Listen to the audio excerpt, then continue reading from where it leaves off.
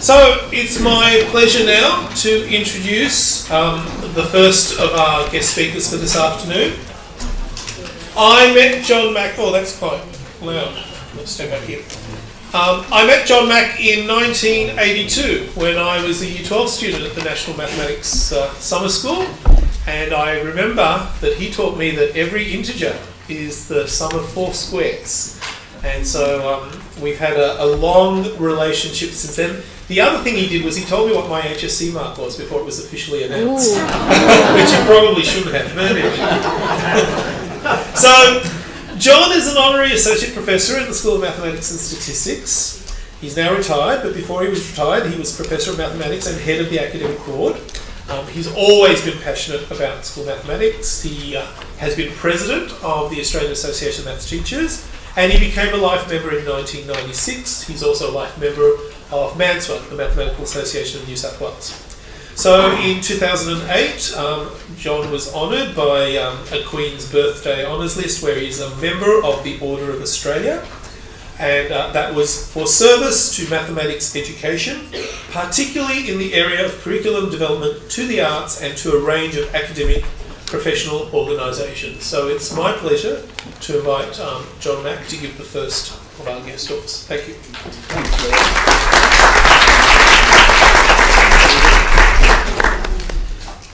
One of the groups I belonged to when I first joined the staff of the university used to meet once a month, and it consisted of some rather elderly types like me now and some younger people, and the motto of it was that the old might be quickened by the new. And I must say that being here today and experiencing this morning's discussion has been a very revitalising experience for me, and I hope that those of you who are still on the beginnings of your careers realise there's a great deal to be gained by sharing experiences and learning new things all the time. I think as a teacher, it's important to let your students know that you're also a learner, because we're learning all the time, and that phrase about lifelong learning is not an empty phrase, it's really important. Now, my topic here are HSC subjects, and this is far too big a topic to talk about in a finite time, so I'll just speak in some generality, but the important thing is, I think, to remember that the early years of your life are really years when you've got to develop your own abilities to the maximum. And the most important organ in anybody's body is their brain. The brain uses the highest proportion of energy that your body produces. And one of your functions as a teacher is to make sure that you develop the brains of your students to the maximum. And in mathematics, it's a very excellent area in which you can encourage mental development. So I have a very strong belief that being a maths teacher is a really important role in a school, whether you teach other things or not. With regard to the HSC, first thing to remember is that at present, not every student entering year 11 has the same sort of choice of subjects as they might were they in a different school. We're still a long way from equity of access that Marilyn mentioned as a really important thing this morning. The next thing is that it is not all that easy, even now with the wealth of information around us, to get an understanding of the sorts of things that will really help you go in that important transition from school to post-school. The HSC is certainly a really important milestone in that. It's been made so in our society. We've increased the participation rate up to the end of year 12 quite significantly in my lifetime, and there are plans to make more and more of the cohort of students age group complete an HSC. So when you're thinking about advising students on the sorts of courses they might take, make sure they're really beginning to think about this in year 9, because post year 9 it's already the case that you may be limiting your opportunities as a student. Don't expect them to take it very seriously. Year 12 is too far away to worry about if you're in year 9 for most people, but it is important to keep stressing the fact that there are some subjects like mathematics which really are very useful for general intellectual development, and I would emphasise that. The HSC is something which is in many ways not found easily in other countries. What I really like about it is the wide choice of subjects that are available to students entering year 11 and going on to year 12. Sometimes I find I also dislike it because I think the choice is too wide, and maybe students are wittingly or unwittingly making subject choices that in the end they might regret a few years later. Let me just mention briefly, there are about 55,000 students who qualified for an ATAR in recent years. You know how many units you have to do to qualify for an HSC. Most of you know that you can do that by completing 5 or 6 courses. We still have, fortunately, a reasonable number of students who do more than the minimum number of courses.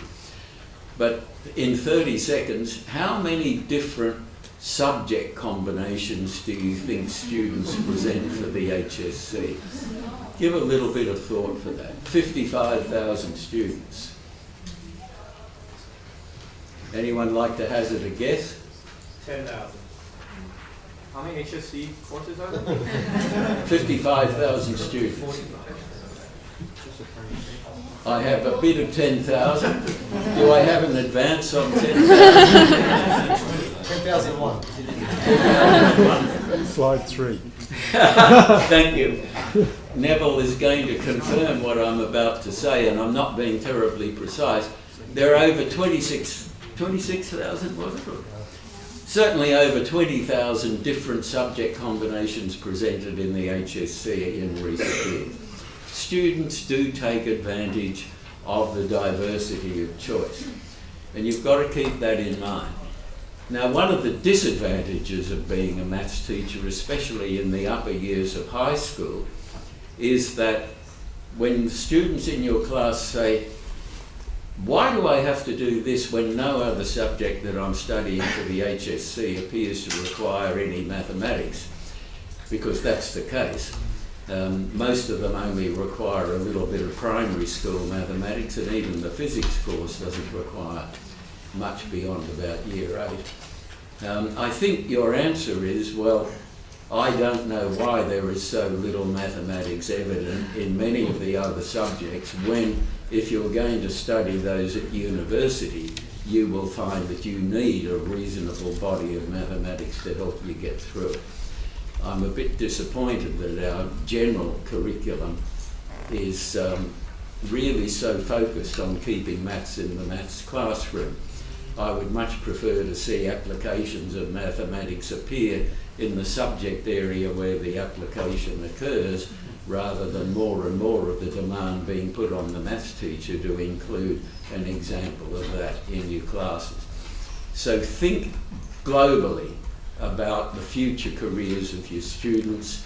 Think to try to get them to understand that learning and achieving in mathematics is really mentally very important, and it's going to open up doors that you may find it hard to struggle through if you defer taking up a serious study of mathematics.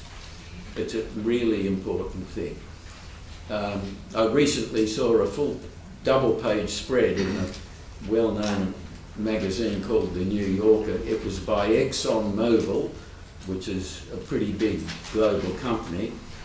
It had a picture of a young girl head down over an open book with a pencil, and up in the top corner it simply said, 8 out of 10 careers in this century will require a knowledge of maths and science.